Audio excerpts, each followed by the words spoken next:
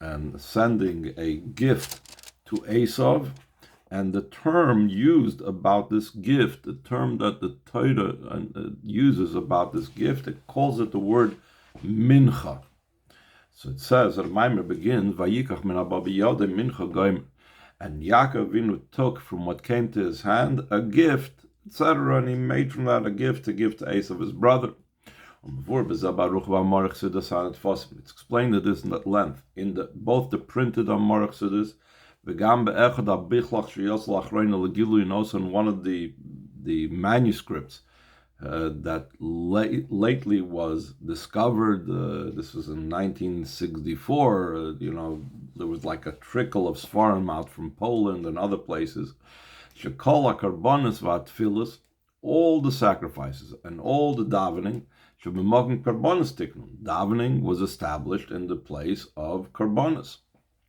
Nikroim b'shem mincha. They all are called mincha. There are a lot of times words in Lashon Kodesh that have like a general term and then they have a specific term. So we know we learn Chumash Vayikra. We know there are karbonos that are called a mincha offering. But the Rebbe says, even though there are specific karbonos that are called a mincha offering, there is, in addition to that all karbonos are also called by the term mincha. The same thing davening. There is a specific davening, the mincha davening, as opposed to shachris, and as opposed to ma'ariv, and as opposed to musaf. And then the Rebbe says there is also a general term mincha, that all davening is called mincha. Now the question is, why is all davening and all karbonos in general called by the term mincha? The reason for this is the hinei avodas hakarbonos, the service of karbonos, v'chein avodas hatfilah, and so to the service of davening, which is now established in place of the karbonos. He avoida malmata lamaylam. It's an avoida that goes from below to above. It's like we're giving something of our own. As it's known, the quality and advantage of the avoid of davening and karbonos over the avoid of Torah and mitzvahs. In other words, the Rebbe is going to contrast davening and also karbonos has this particular feature that makes it stand out different than the rest of Torah mitzvahs. Torah's concept is about drawing down from above to below. Because Torah is called the wisdom of Hashem. And the Torah study of a person, in truth, it's in a way that my tongue responds and repeats after your words. It's a responsive reading. It's not considered like I'm initiating. I'm just saying over the words that Hashem said. So therefore, Torah is not coming from me. Torah is coming from Hashem.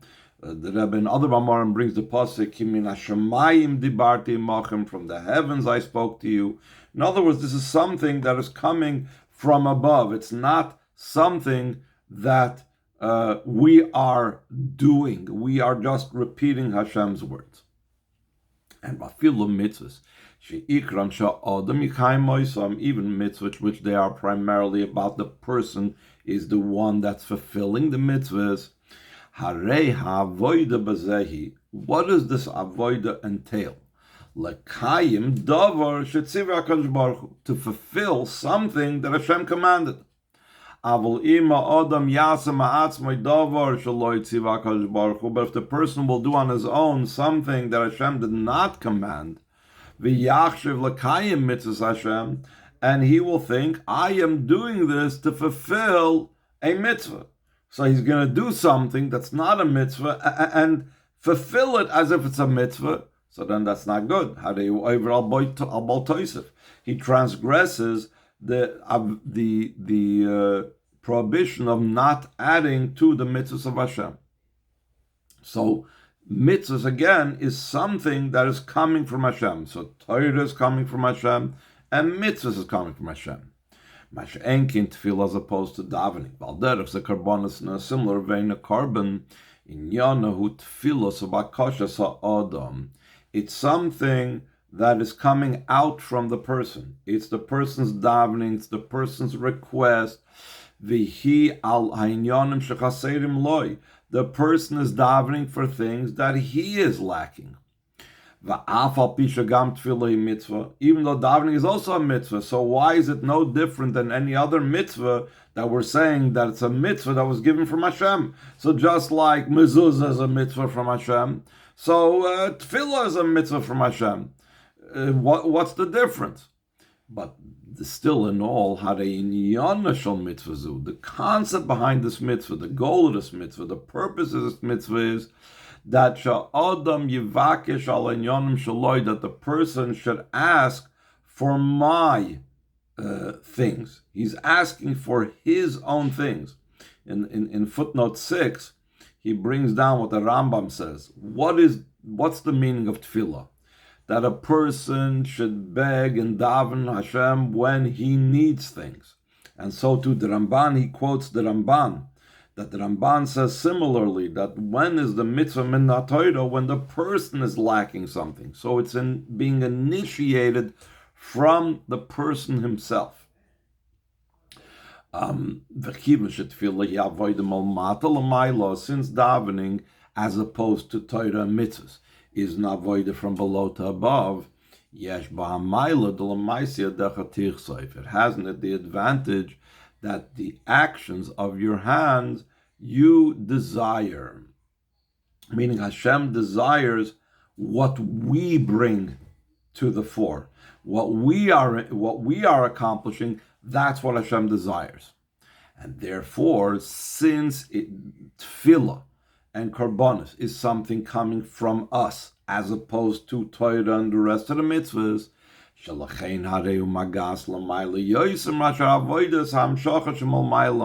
therefore it reaches even higher than the avodah of drawing down something from above to below, because Hashem desires our actions, things that we initiate, more than the things that He initiated. For this reason, all the davening is called a mincha. Rasha Tevis Man Ches Hey. The word mincha is made up of the letters Man and Ches and Hey. What does it mean? Upirushay. Man is a Rasha Tevis in and of itself. Halaas Mayin Nukvin. Mayin Nukvin means feminine waters. The receiver, it's going from below to above. That's what the avodah of davening we said. It's from us going to Hashem. Ches, because Hashem desires our avodah, because of that it reaches the most highest level. What is the level that the number Ches symbolizes? Shemagas b'mazel hashmini shalamayla meishtalshlus. It reaches the eighth mazel, which the eighth mazel is higher than Seder Ishtalshlus. The eighth mazel is also in the 13 attributes of mercy. It says, V'noitzer chesed la'alofim, by the calculation of counting off those different attributes of the 13 attributes, V'noitzer is number 8. And number 8 is, in the 13 attributes, is way higher than everything. So because it's mayim nukvin, man, because it's coming from below, therefore, it reaches all the way to the level of the ches, this level that's higher than Seder Ishtalshlus. And the final letter of the word mincha is hey. What does the final hey indicate? Umisham nimshach behei tata. Over there comes down to the final hey in Yudke Vavke. Yudke Vavke has two heys. Has the first hey and the latter hey. The last hey of Yudke Vavke, the Alter Rebbe explains in Tanya, goes on Sfiras HaMalchus, which is Shoyrush U'Makar and Evraim. Malchus of Atzilus is the root and the source where all created beings come from and receive their energy and vitality. Shal Yada Yumshach B'Yah, because through Malchus the energy comes down to B'Yah. V'ad L'Asiyah Agashmi still comes down to the physical world of action. In other words, there is an Asiyah HaRuchnius, when we talk about the worlds of Bri, Yetzir, Asiya, there's still Asiya the way it's in the spiritual realms, and then there's the physical world of Asiya, our world. So that man reaches all the way to the Mazlaches, all the way to the Heitata, until it comes down to this physical world. That what are we supposed to accomplish with davening? That the Eibishter should actually change the physical world. From a sick person should become healthy. From a year that may not be so productive, that it should bring produce and it should bring parnasa and so on. That is the advantage of davening in general. And that's the purpose of davening. We don't say that Torah's purpose and mitzvah's purpose is to bring down the brachas into the physical world, even though, of course, they are a channel, and all Torah mitzvahs are a channel for brachas. But davening is directly involved in that. Davening is about affecting a change in the physical world down here, and the reason why it affects a change in this physical world down here is because it reaches up so high. So up till now we were talking about the common denominator of all davenings, that we said all davenings and all karbonis are called mincha. Now he's going to explain about how you have a specific type of davening which is called mincha, which is, as we know, the afternoon tefillah. The afternoon tefillah is called mincha. So he says, top of the next page of the Maimer, Hine af b'shukal tefillas nikram b'shem mincha. Though all davenings are called mincha, the fact that specifically what we call mincha is called mincha in the colloquial by people, moving it's understood, the mincha, the primary concept that we said that a mincha represents. Mincha represents, as he repeats now in the brackets, halam melmata lamaila, the raising up from below to above. And because it's about an elevation from below to above, therefore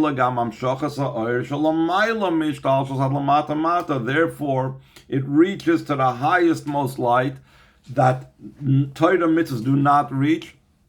That's beyond Seder Ishtalshlus. And because of that, because it's such a powerful light that's beyond Seder Ishtalshlus, it comes down all the way down here below.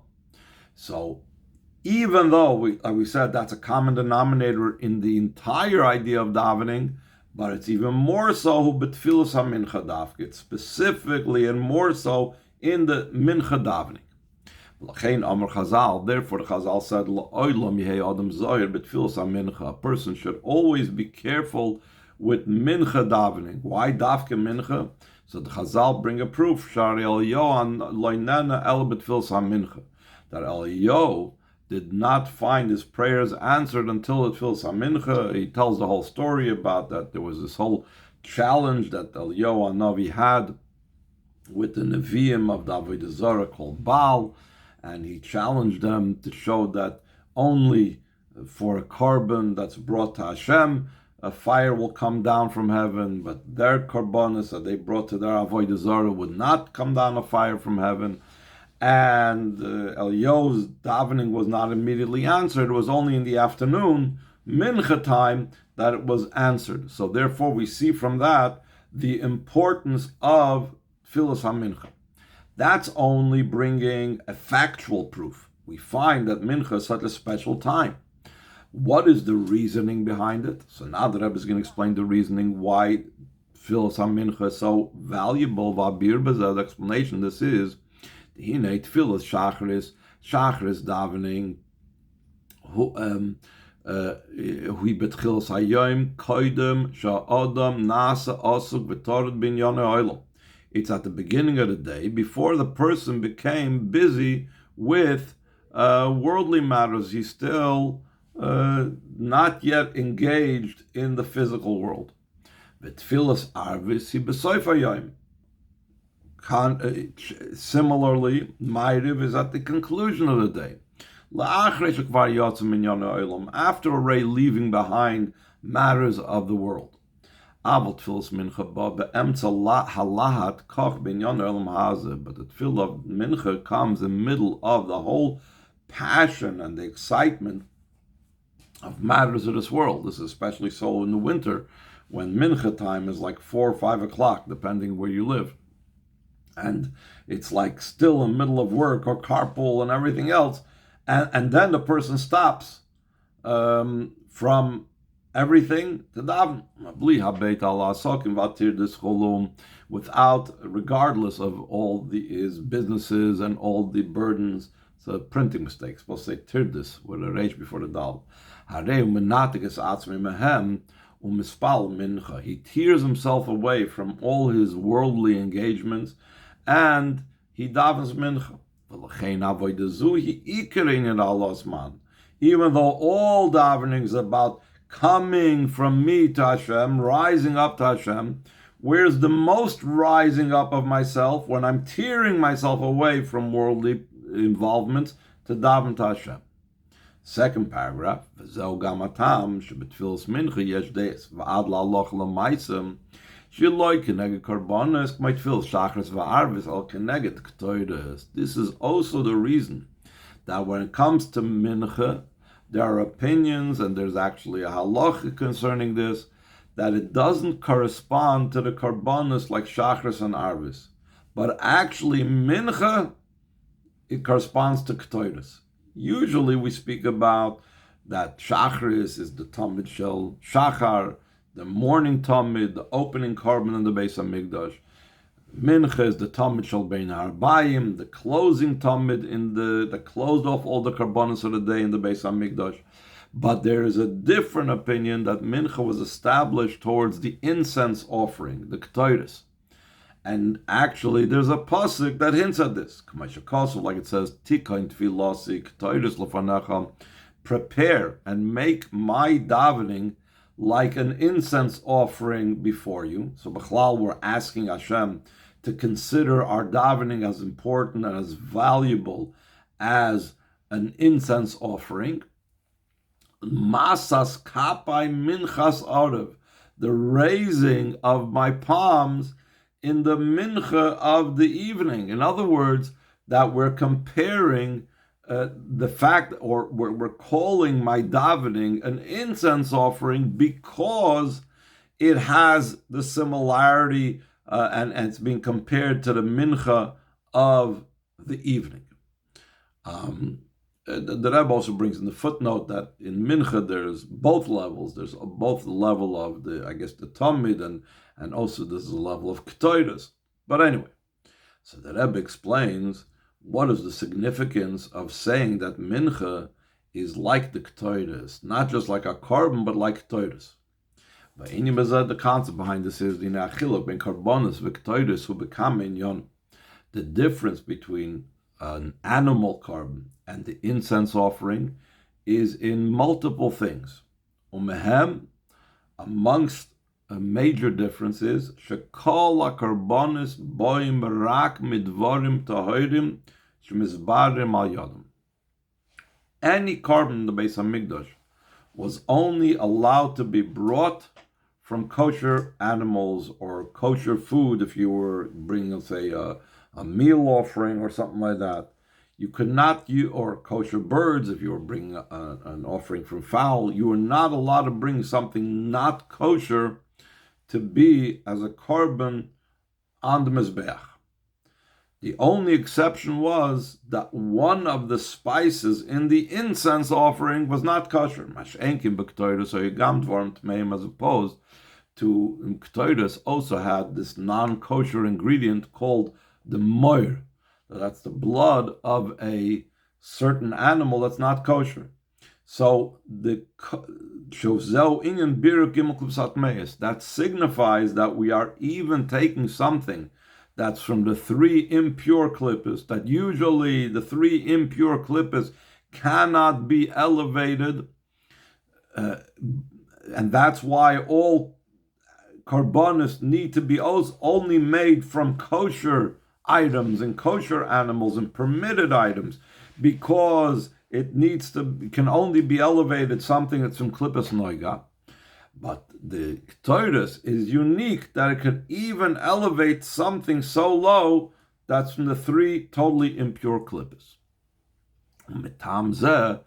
Because Ketores has in it such a low level that it deals with. It even deals with the Gimel Klipsat Meis.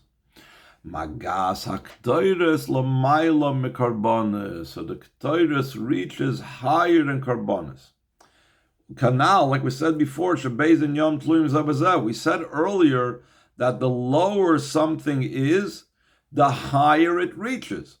So just like we said before, that Torah mitzvahs, since it's not coming from below, it's coming from above, therefore it doesn't reach so high.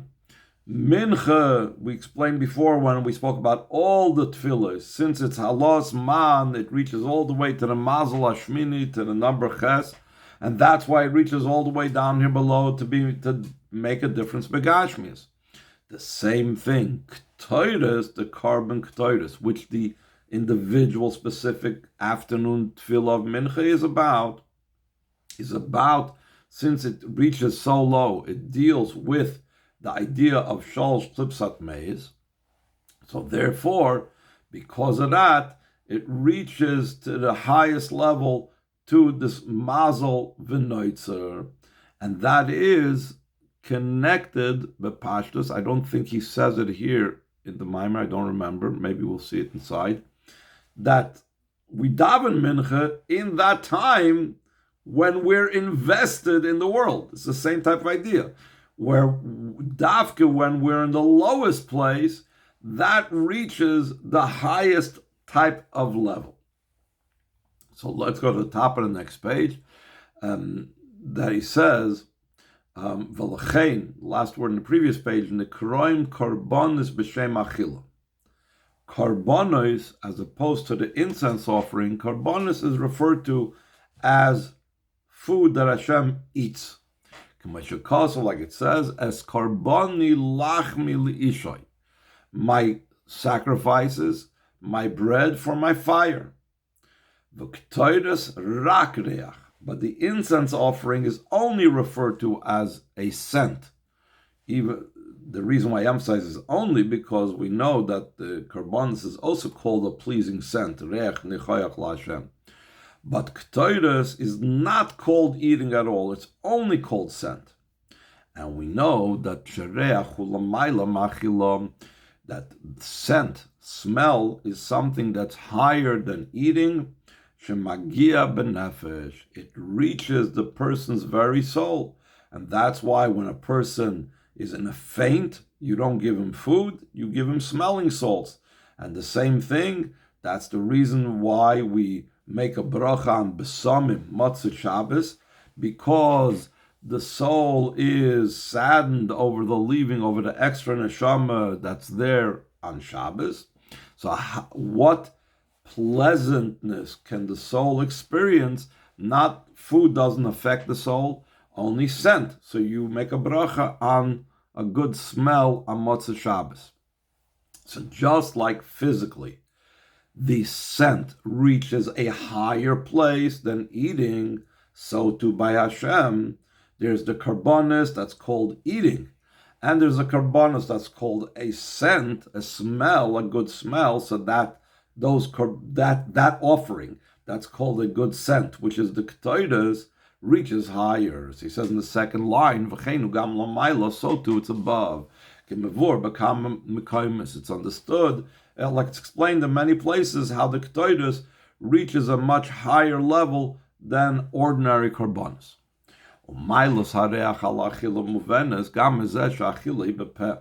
We could also understand the advantage of scent over eating from the fact of what part of the body do we eat with? We eat with the mouth. It is called the gateway for the external part of the brain. I believe the reason for this is because when a person uses their mouth for speaking, all they can express in speech is only things that are external, something that's deeply seated inside of them. They cannot express through speech. Scent is in the nose. It goes up to the inner level of the brain, and most probably just physically, physically the vent of the nostrils can reach all the way up to there.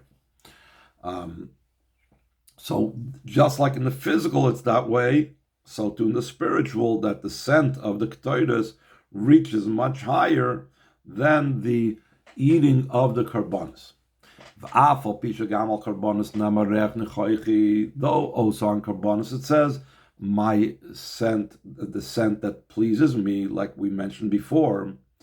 Why is that so? Because we said in general the karbonis are also called mincha. The kivin karbonis b'chlolus in yonam u'alos man. Since karbonis in general is also about the elevating from below the mayim nukvim v'nikroim b'shem mincha, it's called a gift offering. L'chein hem in shareach.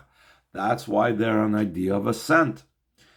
So if we call other karbonos a scent for Hashem, a pleasing scent for Hashem as well, so what's the distinction then between the scent of the incense offering versus the scent of the karbonos? She says in the Bereach Gufi yesh kama madreges, when you're talking about scent itself, there are many levels.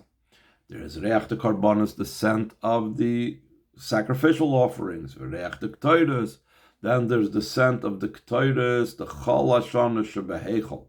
There is the scent of the Ketores offering that the entire year was brought in the Hechel. In other words, there were two types of incense offering. One that was brought daily, and that was brought in the golden altar, the small altar that was in the same room called the Hechel, the Kodesh, that was in front of the Kodesh HaKadoshim, where you had the menorah over there and you had the shulchan. So that is one level of Ketores. That level, the level of the Ketores of the entire year, has to do with the right nostril.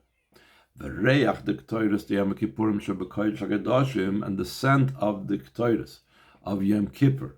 That Ketores, that incense offering, the Kohen Gadol brought in a fire pan with the Ketores on it into the Kodesh HaKadoshim, and he placed it by the Aron, or he placed it by the rock when the Aron wasn't there in the second base of Mikdash.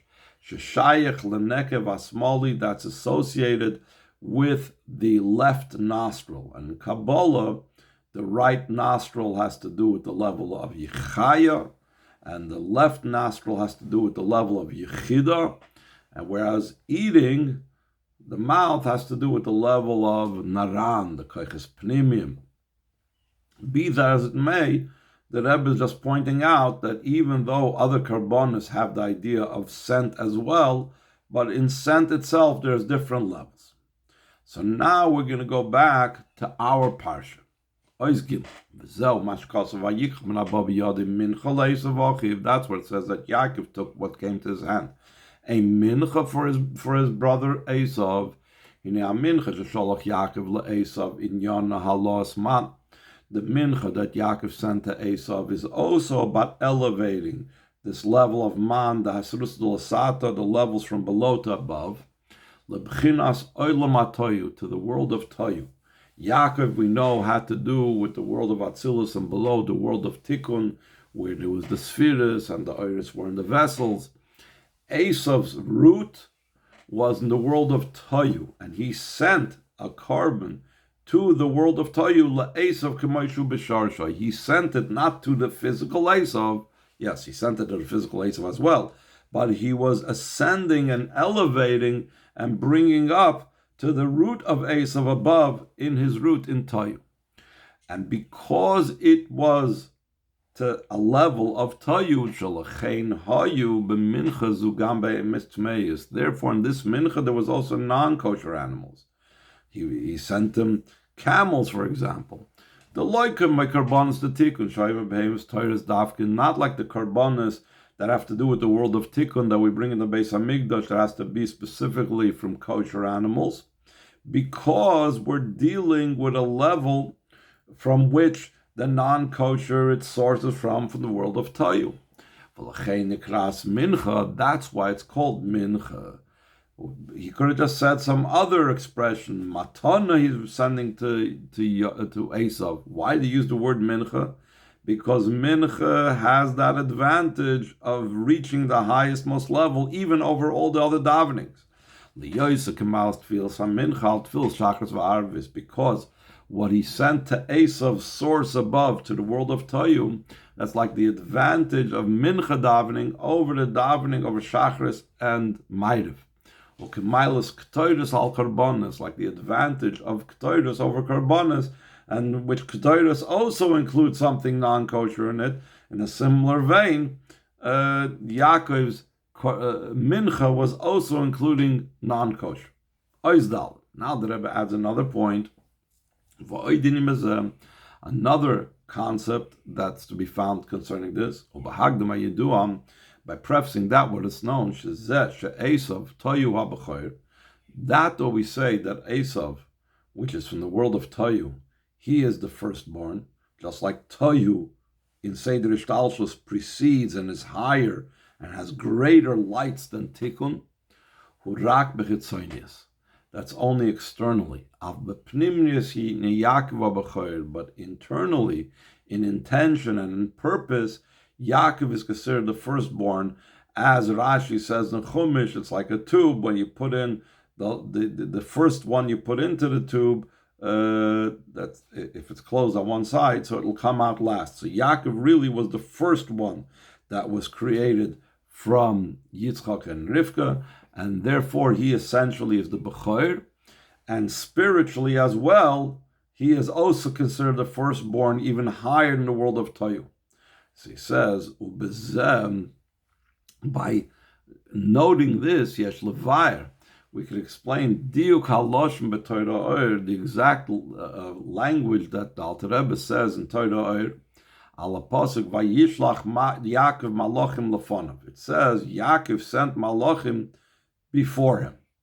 The simple meaning of this before him is that the malachim, the messengers or the malachim that Yaakov sent, were to precede him before he meets up with Esav.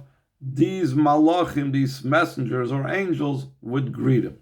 So the Alter Rebbe says as follows. Here's the quotation marks. It's from the Alter Rebbe's Maimer in Torah Oyer. Lefonav mamish. Before him, actually, meaning prior to him, higher than him. El bechina shalamayla memenu v'madrega chulu. That he was sending to a level that's higher in level than him. That's why he calls it before. It's a level that's preceding him. Bechinas malchin kadmoim the Toyu. It's called the early kings of the world of Toyu. So the Rebbe explains.